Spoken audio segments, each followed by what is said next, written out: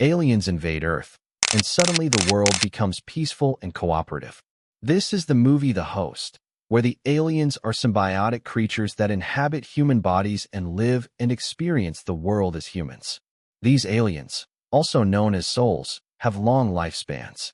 Unlike humans, they can live for millennia, changing worlds and inhabiting or invading new bodies. On Earth, they occupied almost everyone except a few resistance groups. The resistance lives in a secluded area inside a cave. Meet Melanie. She is one of the resistance members. She is found while moving to a safe place with her boyfriend Jared and her little brother Jamie by the Seekers. The Seekers are the aliens' version of an FBI force enforcing the invasion. After Melanie is found, the Seekers try to calm her and capture her. If she is captured, a soul would be inserted into her, and she would fade away while the symbiote takes full control of her body. Melanie doesn't give up so easily. She jumps out of a window. She passes out and appears dead. She should be dead, but she surprises even the Seekers with her resilience and will to live. The Seekers take Melanie and heal her instantly. After that, they insert a soul into her. The host identifies herself as Wanderer, a fitting name for a soul who has lived many lives. The Seekers don't waste any time.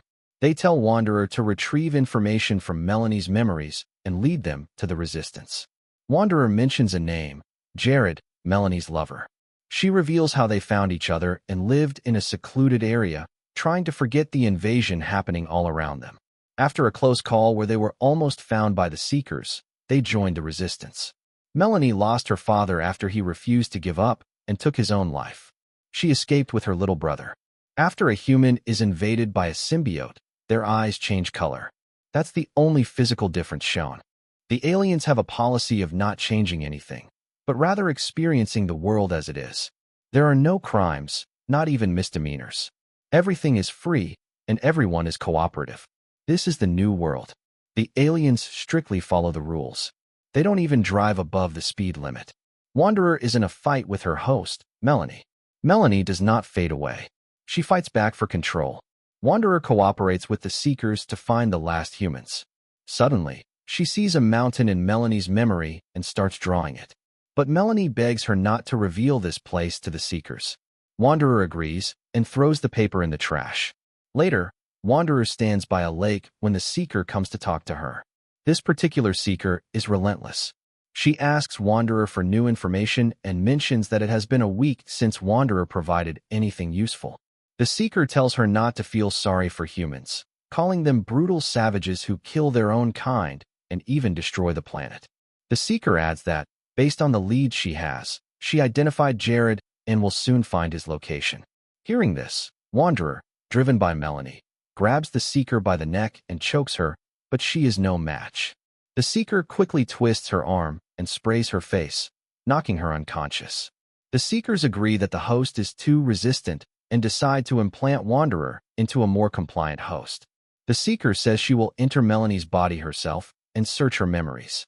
After getting the information, she will grant Melanie her wish to die. Wanderer is horrified. Melanie, hearing this, pleads with Wanderer to escape. If the Seeker gets inside her head, it will be the end of everyone she loves. Wanderer agrees. After closing the door and blocking it with a chair, they jump.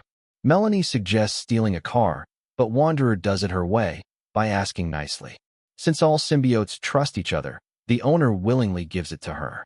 They agree to go to Wanderer's healer, but Melanie has other plans. She distracts Wanderer with memories and drives toward the desert where she once lived. When Wanderer snaps out of the daydream, she realizes they're heading in the wrong direction. Melanie has set her up. They fight for control, and the car crashes. After arguing, they decide to go to Melanie's family. After walking through the desert for hours, they collapse on the sand. This is when her uncle finds her. After giving her water, he realizes his niece is gone, taken over by a symbiote. Ian is the first to try to kill her, but her uncle, the leader, refuses. Her aunt slaps her. Everyone looks at her with disgust.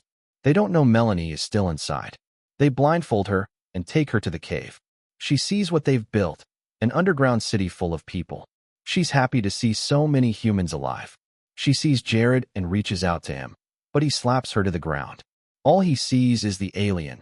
He can't see his lover, Melanie.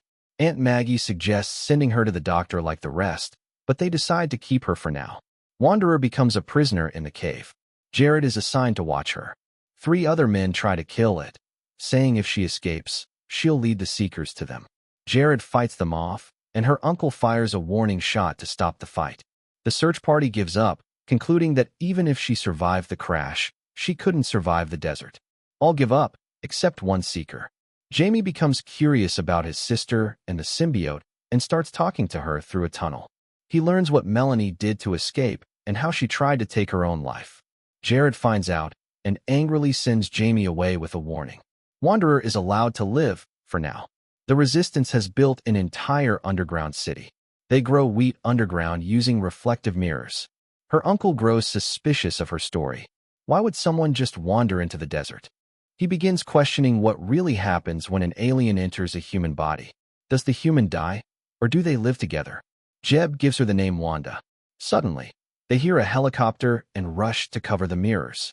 It's a close call. If the Seekers had seen the reflections, they would have found them. Wanda is allowed to interact with Jamie. She confesses that Melanie is still alive inside her. The Resistance steals food from a supermarket.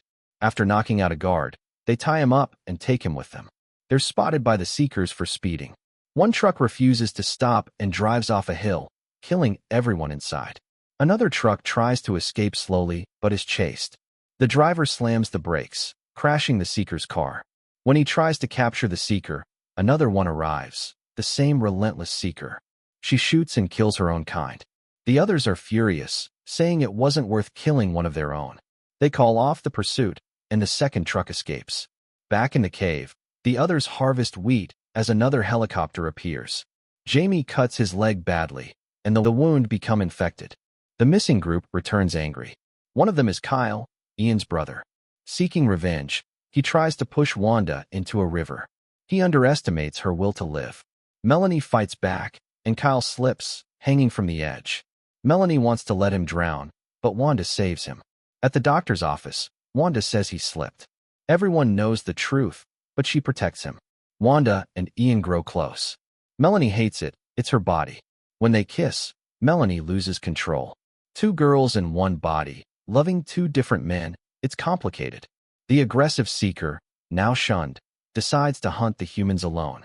Wanda discovers something horrifying. She sees the doctor trying to remove a soul, killing both host and alien. Horrified, she runs screaming and shuts Melanie out of her mind. Jeb explains everything. He promises they'll stop taking hostages. Meanwhile, Jamie's condition worsens. Wanda decides to get alien medicine. She needs Melanie's help, but Melanie is unresponsive. Wanda kisses Ian, then Jared, waking Melanie up. Wanda cuts herself and visits the doctor, lying that it was an accident.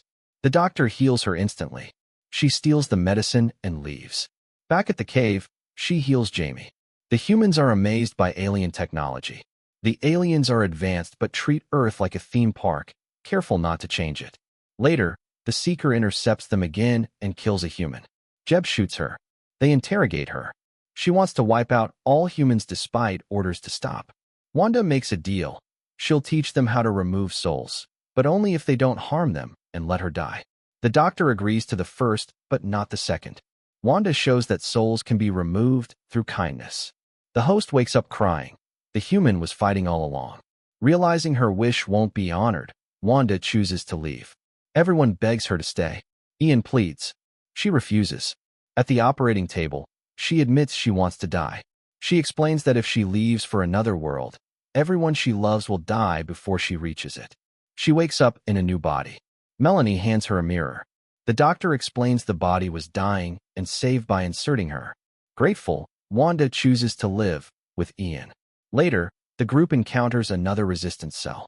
They learn they're not alone. There are others, and even souls who have chosen the human side.